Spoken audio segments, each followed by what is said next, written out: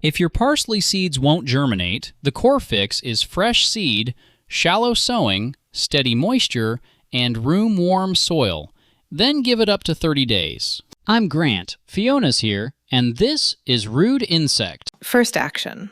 Soak the seeds in warm water for 12 to 24 hours.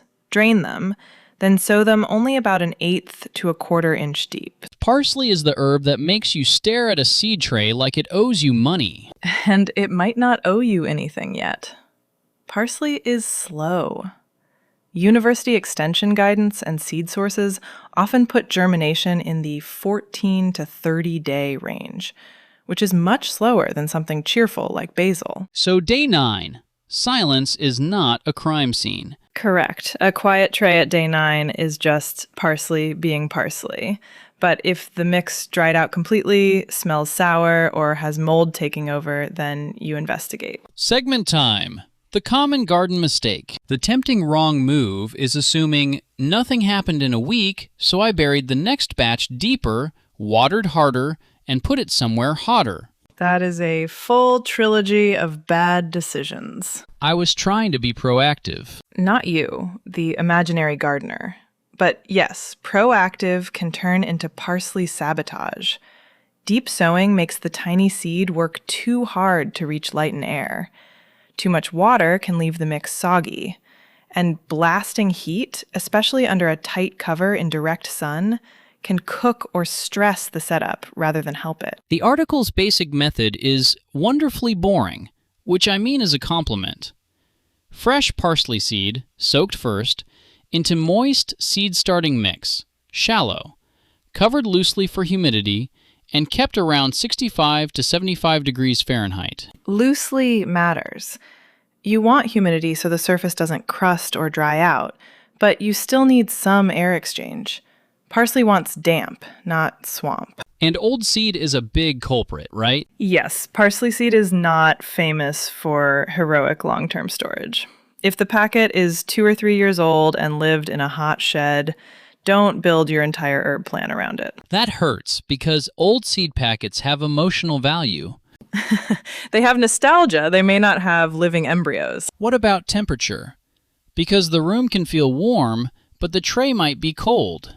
Exactly. A windowsill can chill at night, and the seed mix may be cooler than the air around it. Parsley can germinate in cooler conditions, but cold slows water uptake and embryo growth.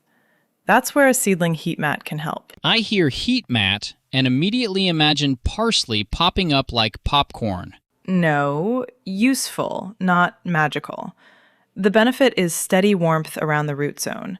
But heat mats can dry shallow trays faster, and some setups run warm enough that you should check the conditions. So if the mat doesn't include a thermostat, a simple soil thermometer is cheap insurance. That's the sensible read. Warmth helps a common parsley problem. It doesn't replace moisture checks or fresh seed. The article also pushes back on dramatic tricks, especially the boiling water idea. Right. Soaking in warm water is supported. Boiling water drama is where people can overdo it.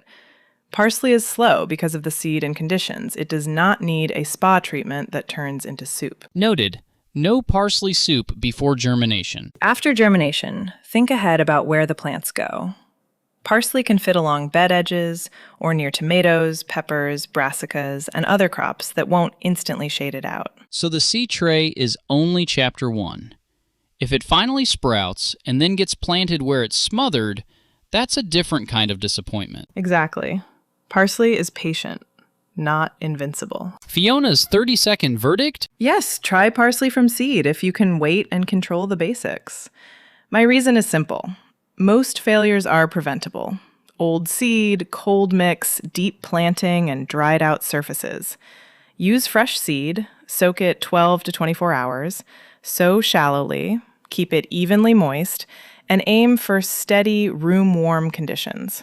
Maybe use a seedling heat mat in a cool house, but monitor moisture and temperature.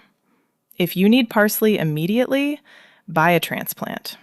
If you want the seed-starting win, give it the full 30 days before declaring defeat. If this helped you stop blaming your compost, subscribe to Rude Insect for more practical gardening conversations that respect both the plant and your patience. If this solved the mystery, subscribe for fast answers the next time something weird shows up in your garden. Thank you for listening to this edition of RudeInsect.com, Conversations with Grant and Fiona.